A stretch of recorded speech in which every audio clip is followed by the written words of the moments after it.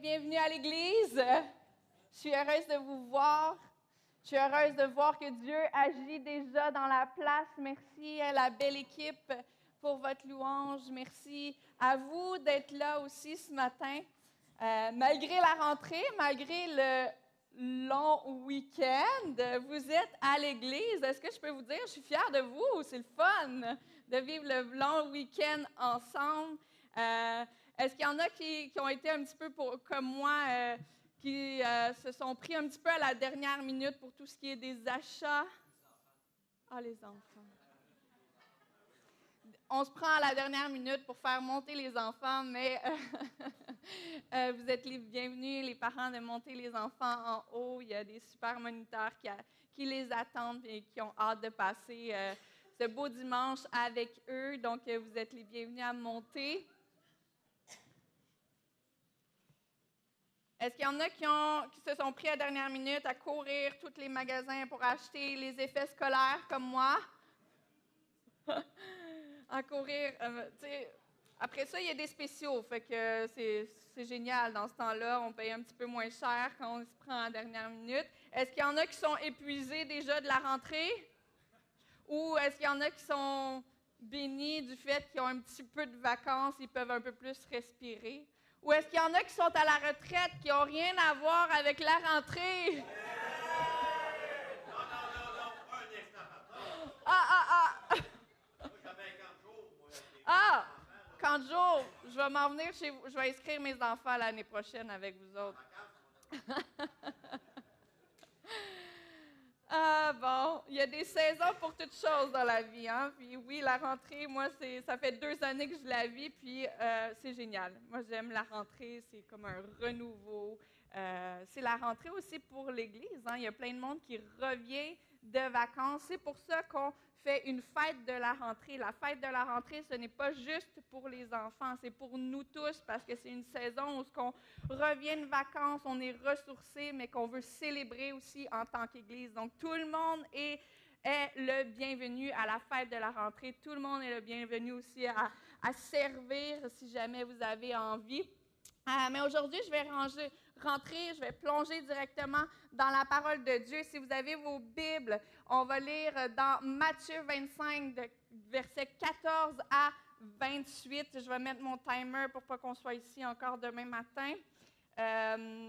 Et c'est un passage que vous connaissez sûrement déjà, mais je fais comme un genre de transition avec ce que notre François nous a enseigné la semaine dernière, lorsqu'il nous a parlé de nos dons spirituels. Et là, dans Matthieu 25, ici, on parle de la parabole des talents que vous connaissez sûrement déjà. Donc, on va le lire ensemble. Il sera comme d'un homme qui, partant pour un voyage, appela ses serviteurs et leur remit ses biens.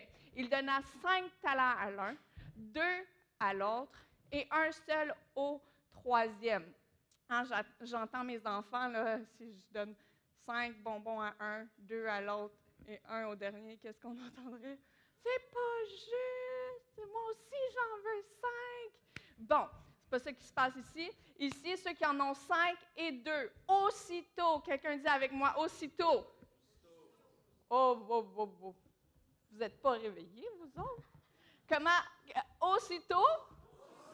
Ah, OK, j'aime mieux ça. Aussitôt, celui qui avait reçu les 5 talents s'en alla et fit valoir et gagna 5 autres talents. De même, celui qui avait reçu les 2 talents en gagna 2 autres. Et celui qui en avait reçu qu'un seul alla faire un creux dans la terre et cacha l'argent de son maître. Longtemps après, le maître de ses serviteurs revint et leur fit rendre compte.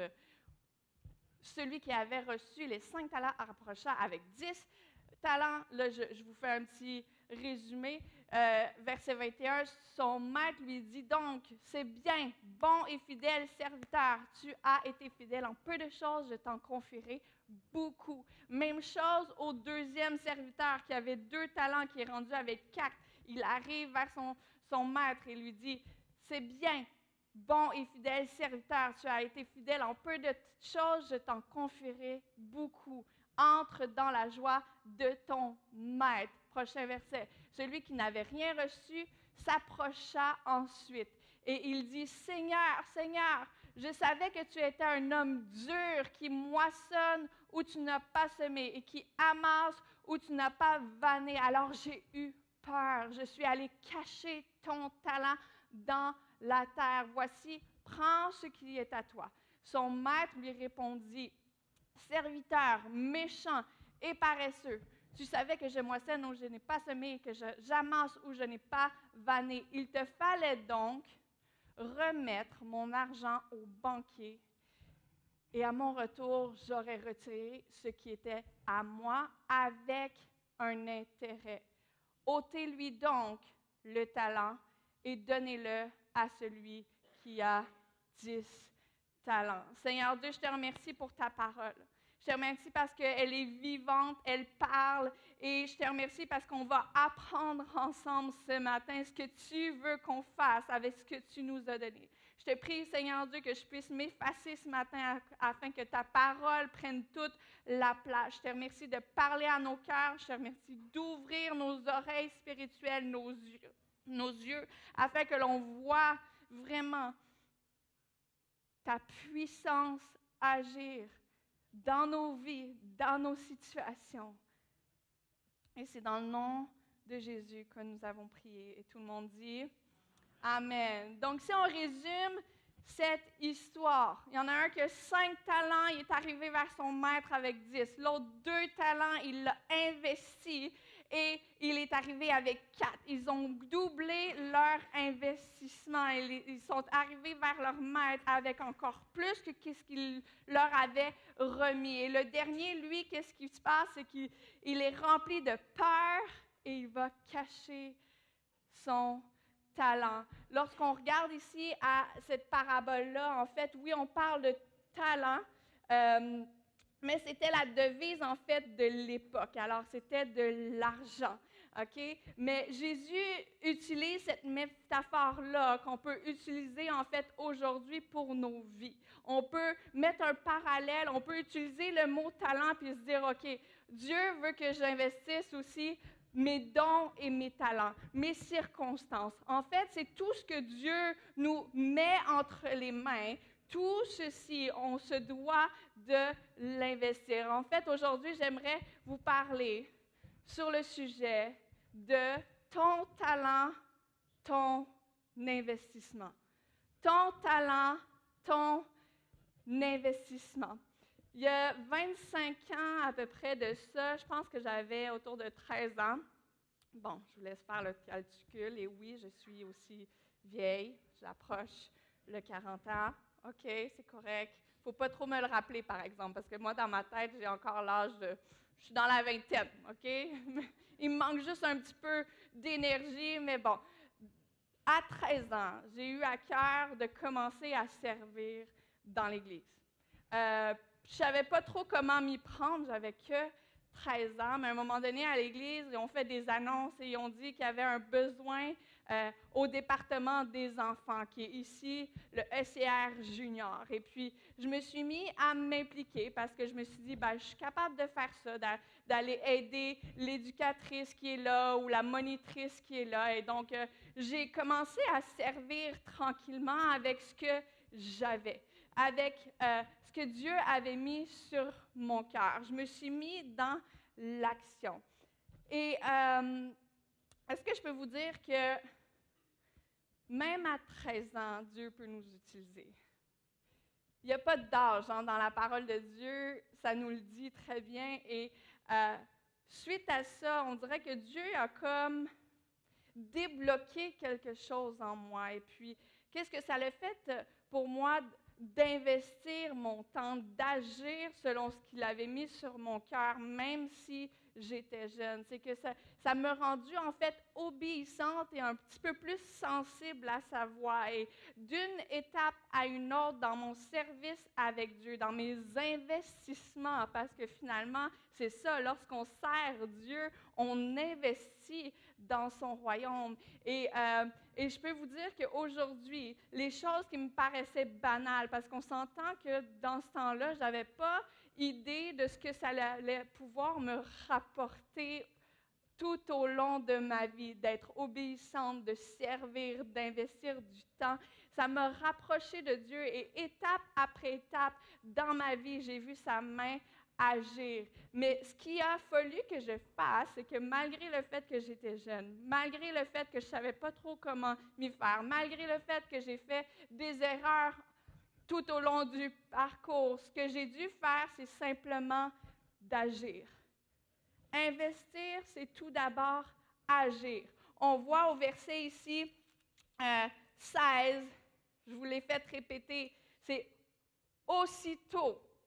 Celui qui avait reçu les 5 talents, qu'est-ce qu'ils font?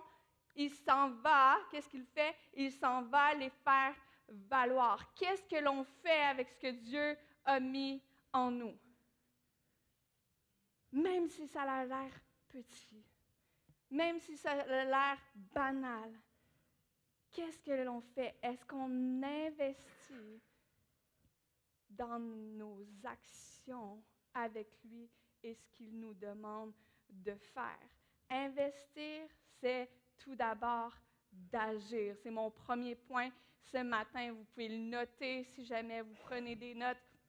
Et l'année dernière, en fait, j'ai commencé à mettre mon garçon à l'action un petit peu, que ce soit à la maison, dans les tâches. Et puis, j'ai aussi investi un petit peu dans son apprentissage au niveau financier. OK? J'ai commencé à lui apprendre que ramasser des canettes, des bouteilles, lorsqu'on va les échanger, on peut les échanger contre des sous. Et vous auriez dû voir son visage la première fois qu'il a fait l'échange. Il est arrivé avec son gros sac de canettes et lorsqu'il a eu son argent, ses premiers sous que lui-même avait travaillé pour, vous auriez dû voir ses yeux briller tellement il était fier de voir « Oh my, j'ai travaillé, je me suis mis en action, j'ai agi avec ce que j'avais et là j'ai des sous en retour. J'ai mon argent à moi. » Et je lui ai dit, qu'est-ce que tu aimerais faire avec ton argent? Si c'est à toi, c'est toi qui décides. Et la première fois, je lui ai laissé vraiment décider. Il fait comme, maman, on s'en va direction Dollarama.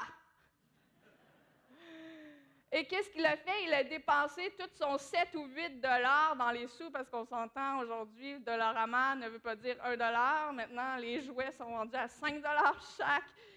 Mais il a tout dépensé. Et puis, j'en ai profité pour lui apprendre un petit peu ce que c'est d'investir, ce que c'est d'avoir des sous et de gérer notre portefeuille. Et puis, c'est vraiment des petits scoops investissement 101 que je lui fais. Fait que c'est quand même assez...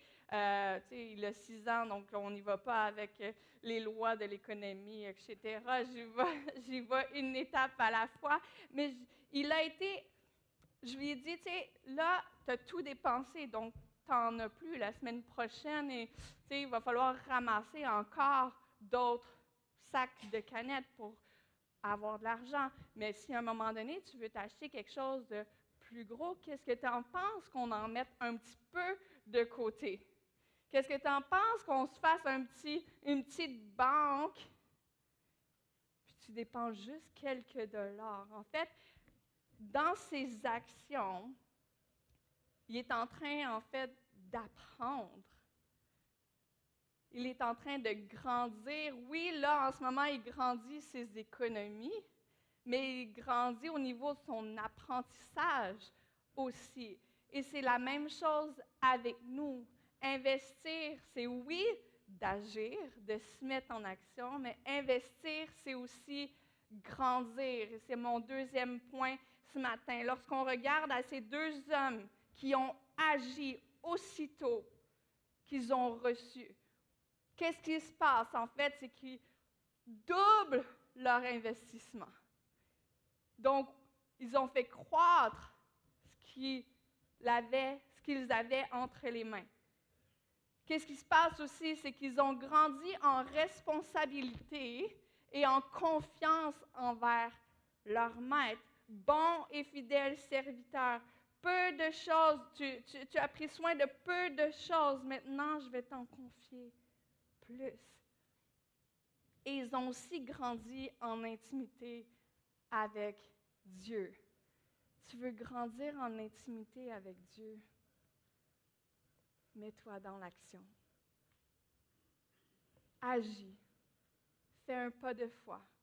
Même si ça a de l'air banal, même si ça a de l'air peu, lorsqu'on investit en Dieu, on récolte toujours au moins une proximité avec lui qui est extraordinaire à vivre. Et aujourd'hui, on va continuer à approfondir et à grandir ensemble. J'aimerais regarder à 5 éléments importants qu'on doit considérer lorsqu'on investit financièrement, que vous connaissez peut-être déjà, mais j'aimerais faire un parallèle avec notre vie spirituelle. Quelles sont les 5 choses, 5 éléments que j'aimerais approfondir ce matin? Ce sont le risque. On s'entend qu'on investit, on doit savoir qu'on a un risque d'investir. Il y a des risques faibles, moyens, élevés. Il y a le temps, le bon timing au niveau d'acheter nos actions, d'acheter une maison. Il y a la diversification, il y a les arnaques. Aujourd'hui, ils sont rendus bons à nous envoyer des courriels frauduleux, des appels qui ont l'air de vraiment être nos banques qui nous appellent, au gouvernement, et puis sont à la recherche d'avoir certaines informations. Et les conseils. Donc, si on entre directement dans le risque, on va pas se le cacher, servir Dieu, c'est risqué. La parole nous l'a dit dans 2 Timothée. Or, tous ceux qui veulent vivre pieusement en Jésus-Christ seront persécutés. On va en avoir des embûches. Quand on dit, oui, moi je crois en Jésus-Christ, oh là là, ça fait titiller certaines personnes. Moi, je me suis fait ridiculiser. Quoi? Jésus, quoi? Tu vas à l'église, les dimanches, mais c'est qui fait ça aujourd'hui, en 2025? Hein? Je me suis fait dire ça maintes et maintes fois, mais j'ai tenu bon parce que quoi? Celui qui persévérera jusqu'à la fin sera sauvé. Alléluia! On sera sauvé. Et Dieu nous promet quoi? Il nous promet une vie en abondance. Donc oui, on est persécuté. Oui, parfois on est mis de côté. Oui, parfois on change de cercle d'amis parce que ça ne fait plus affaire avec nos valeurs. Mais savez-vous quoi? Tout ça vaut la peine. C'est un risque à prendre qui est tellement, tellement payant à long terme. Amen. Dieu va aussi nous apprendre que dans notre cheminement de foi, parfois il va nous demander de faire des pas de foi, pardon. Combien de fois Dieu nous a demandé, hein? On en a-tu fait des pas de foi? Déménager à Gatineau, où on ne savait pas trop ce qui nous attendait. On a fait le pas de foi quand même. Lui, il avait un emploi, mais pas moi encore. Après ça, déménager outre-mer. Qu'est-ce qui va se passer? Mais saison après saison, on est témoin que sa main agit.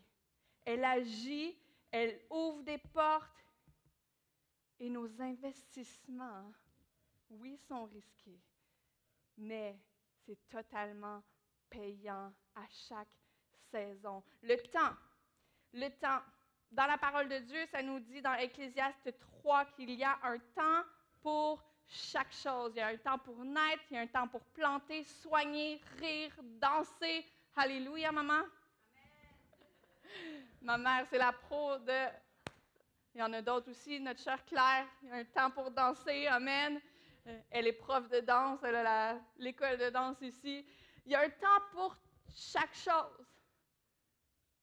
Mais parfois, c'est plus heureux que d'autres, par contre. Mais Dieu nous a dit qu'on allait vivre tout ça.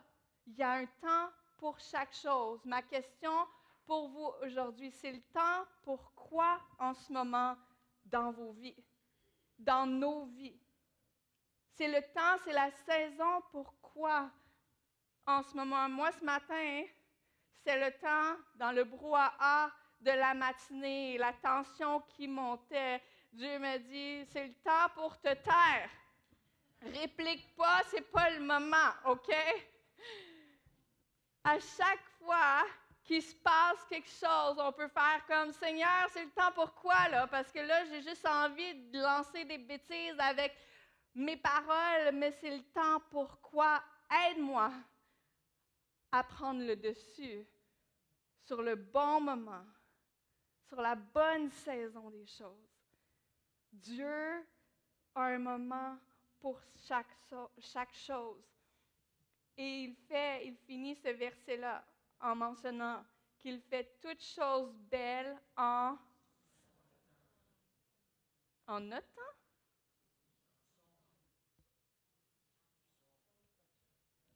En son temps. Qui a créé le temps? Excuse-moi, je ne t'ai pas entendu, Michel. On s'en... Je suis sourde, excuse. Oui, on parle en même temps, excuse-moi. Tu viendras me voir après. Il fait toutes choses belles en son temps. Son temps. C'est lui, ça lui appartient, c'est lui qui l'a créé. Le roi David a passé par 10 ans, une décennie d'instabilité dans la parole de Dieu. 10 ans de persécution, de fuite, 10 ans de moments d'angoisse où ce qui se faisait poursuivre, 10 ans de rejet, d'incompréhension, d'être menacé. Mais qu'est-ce qu'il dit en Psaume 31, 15? Mon temps, mes destinées sont entre tes mains. Malgré le fait que parfois, on a l'impression que Dieu est peut-être en retard selon notre montre à nous. Malgré le fait qu'il ne répond pas toujours comme on l'a demandé. Est-ce que je peux vous dire que le temps de Dieu est rarement le nôtre, mais il est toujours parfait? Le temps de Dieu est rarement le nôtre, mais il arrive toujours à l'heure. Est-ce qu'on va lui faire confiance avec ce qu'il fait avec nos vies?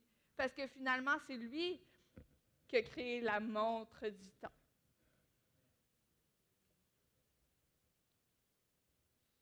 C'est le temps pourquoi dans vos vies en ce moment.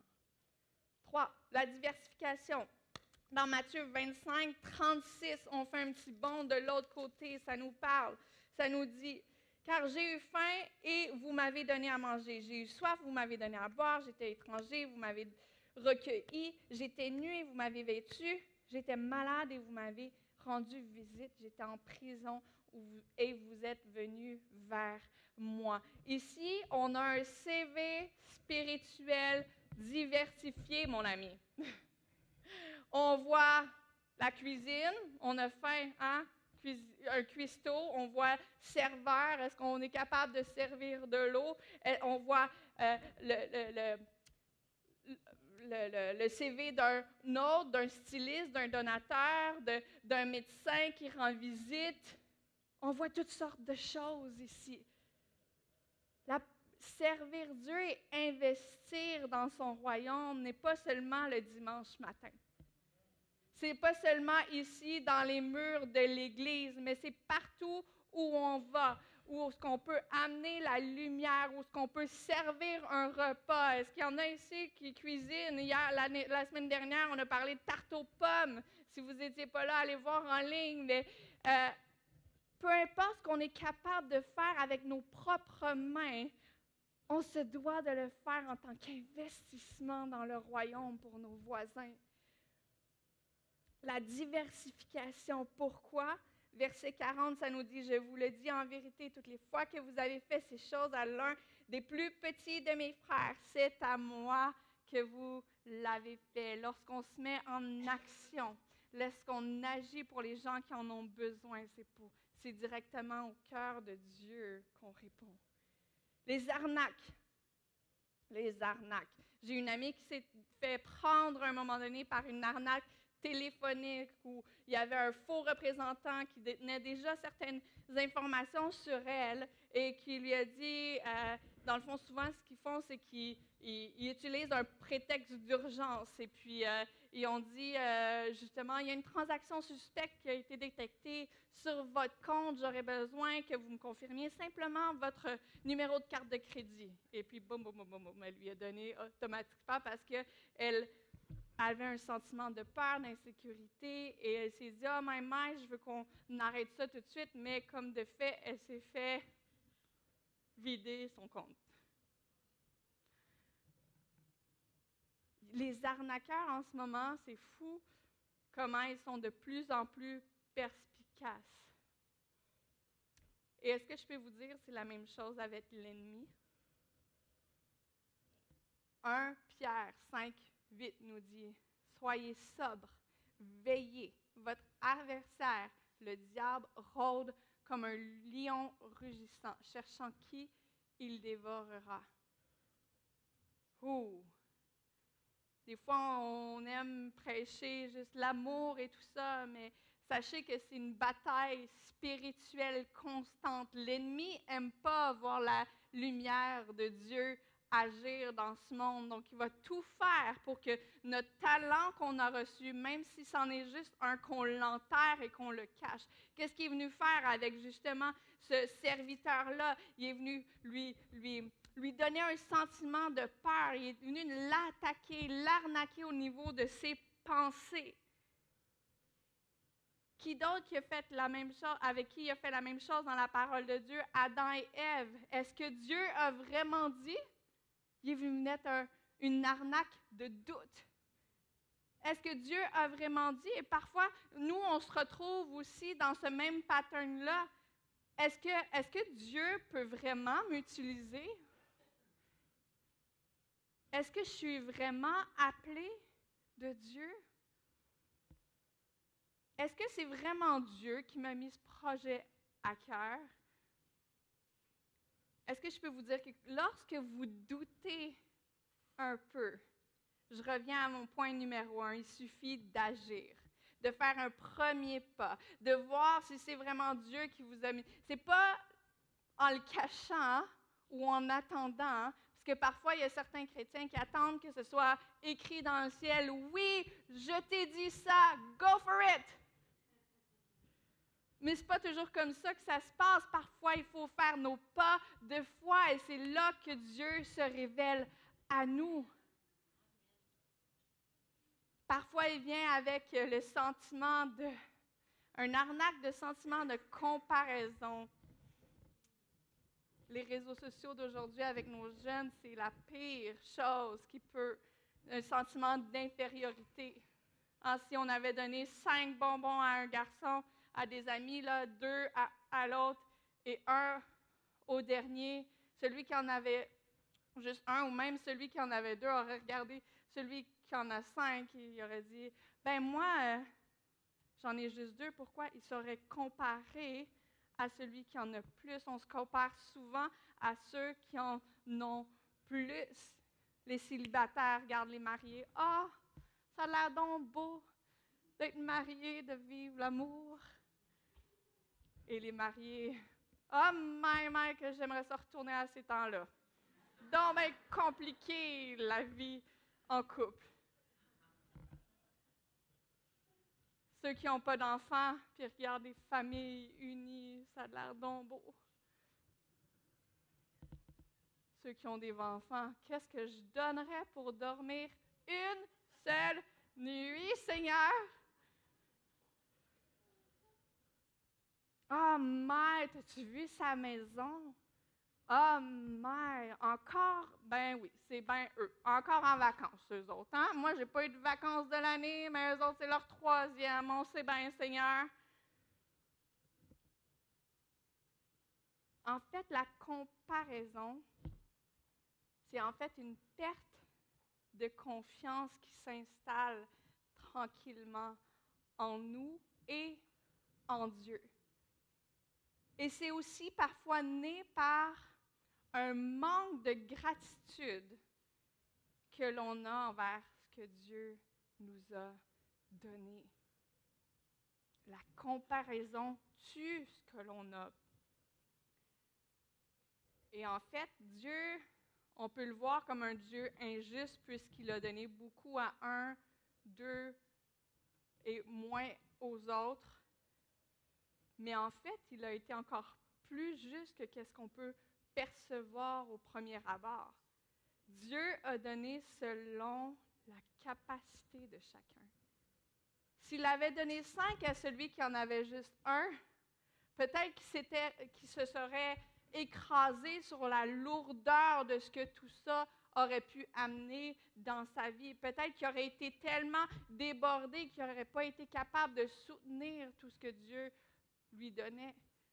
En fait, ce qu'on aimerait avoir, ce avec quoi on se compare souvent, n'est pas nécessairement ce qu'on a besoin.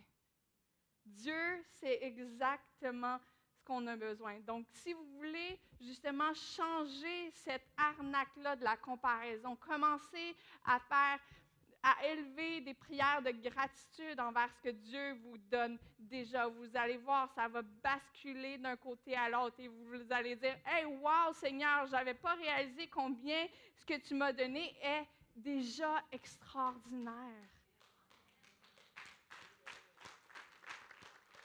Amen.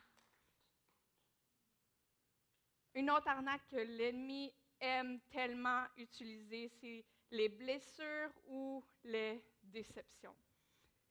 Maintes et maintes fois, j'ai vu des gens quitter l'Église suite à des critiques, des incompris, suite à des blessures. Et je veux juste qu'on se comprenne bien ce matin, aujourd'hui. Je minimise pas ou je banalise pas les douleurs qu'on peut avoir, que ce soit dans des relations, que ce soit à l'Église, que ce soit peu importe où ce qu'on a été blessé. Sachez que c'est important de faire valoir, de ne pas cacher non plus ces émotions-là, de les faire valoir, mais laisser aussi Dieu guérir tout ça.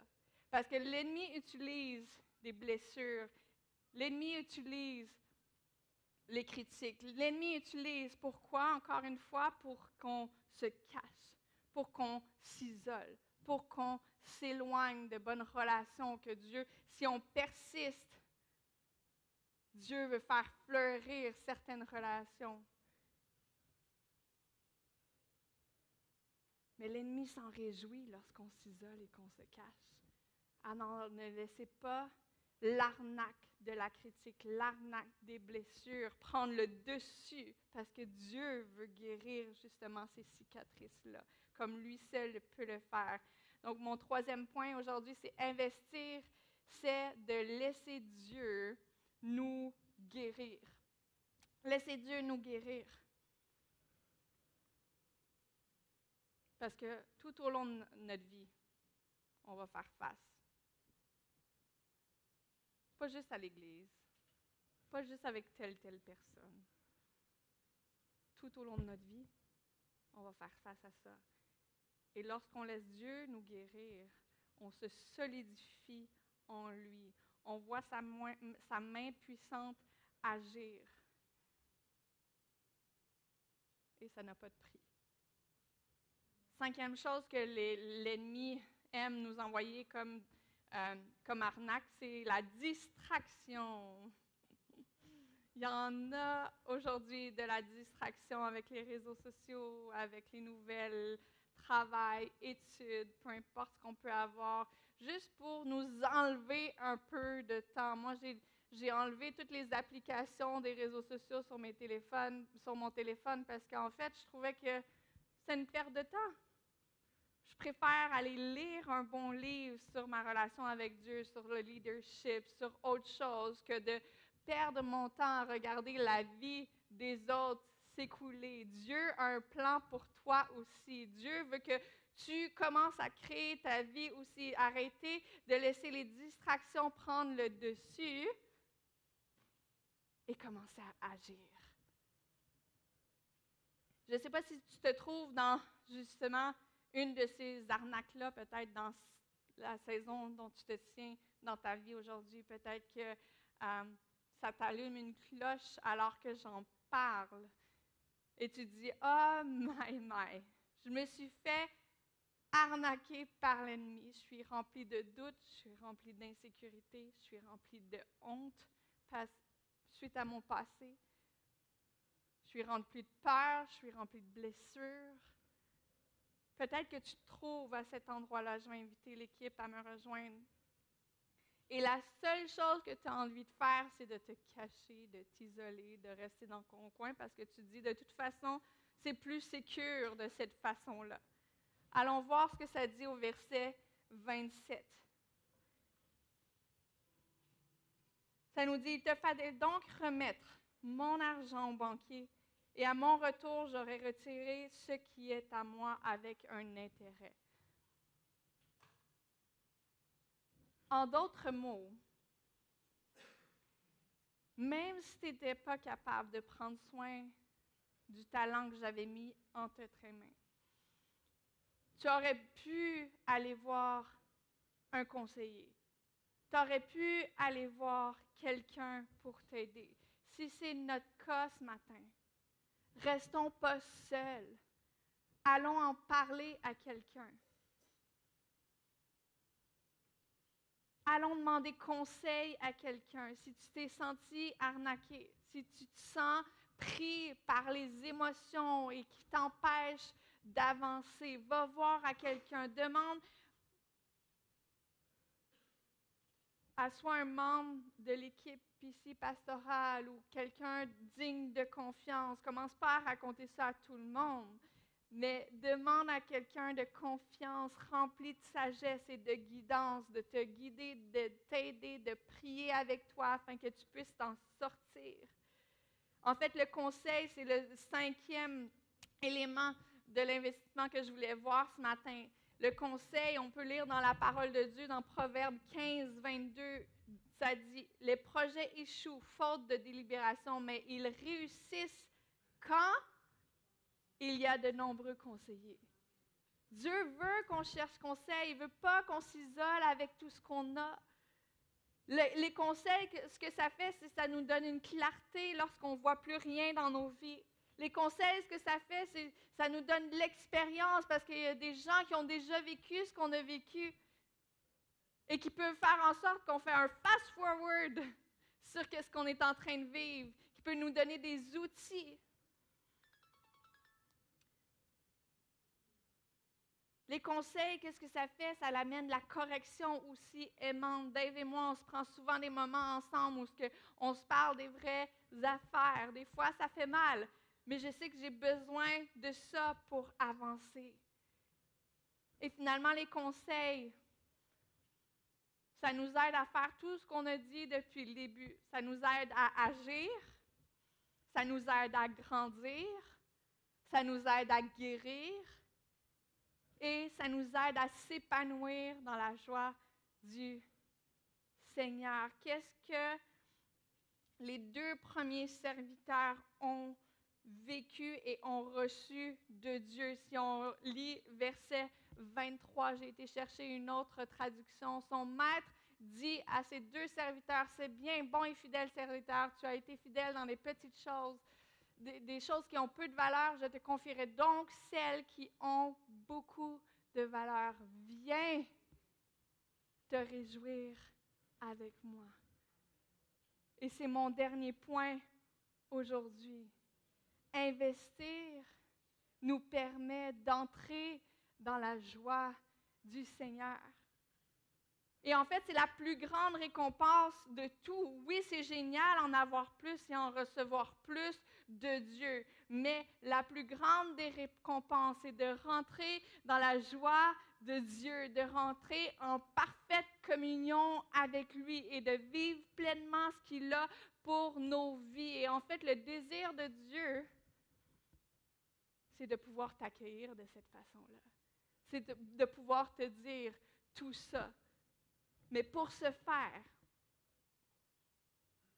on ne doit pas rester caché. Il faut arrêter de s'isoler. Il faut s'entourer des bonnes personnes, demander conseil, agir. Alors, je vous demanderais, vous pouvez commencer à jouer tranquillement. Je vous demanderais de juste fermer vos yeux là où vous êtes ce matin. En fait, les 2 premiers serviteurs ont finalement redonné au maître ce qui était déjà à lui. Finalement, ma prédication aurait dû s'appeler « Ces talents, tes investissements ». Lorsqu'on n'utilise pas ce qu'il a mis entre nos mains, on voit à la fin de l'histoire que, puisqu'on a caché le tout, il l'enlève. Dieu enlève ce qu'il t'a déjà donné, puisque, de toute façon, tu ne l'utilises pas. Et aujourd'hui, j'aimerais juste nous poser quelques petites questions et juste entre toi et Dieu de vivre ce moment-là. J'aimerais vous proposer en fait 2 choses. Si tu dis, moi je ne connais pas cette joie-là que Dieu peut m'apporter. Moi c'est nouveau ce concept-là que je peux avoir une relation avec Dieu, puis je peux investir dans son royaume. Ou peut-être je reviens tranquillement à l'Église et puis pendant longtemps j'ai laissé de côté ce que lui voulait pour moi. Si c'est ton cas, je te demanderais juste de mettre tes mains ouvertes devant toi en signifiant que, en fait, tu lui remets ce qu'il a déjà mis en toi. Tu lui remets ta vie. Tu lui remets ce qu'il lui est dû.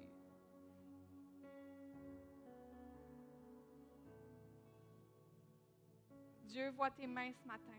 Il t'accueille ce matin. Et la deuxième chose que j'aimerais proposer, c'est si ce message-là d'investir les talents, les dons, les circonstances, d'investir tout ce qu'il t'a donné, si ça t'interpelle ce matin d'une façon ou d'une autre, peut-être que tu t'es fait arnaquer et tu viens de le réaliser, il n'est pas trop tard. Peut-être que tu dis, ah oui, ça fait longtemps que je me cache, je m'isole, je m'éloigne.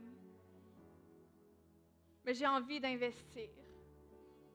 J'ai envie de donner un petit peu plus en cette nouvelle saison de la rentrée qui commence. J'ai envie d'agir avec ce plan-là que Dieu a mis sur mon cœur.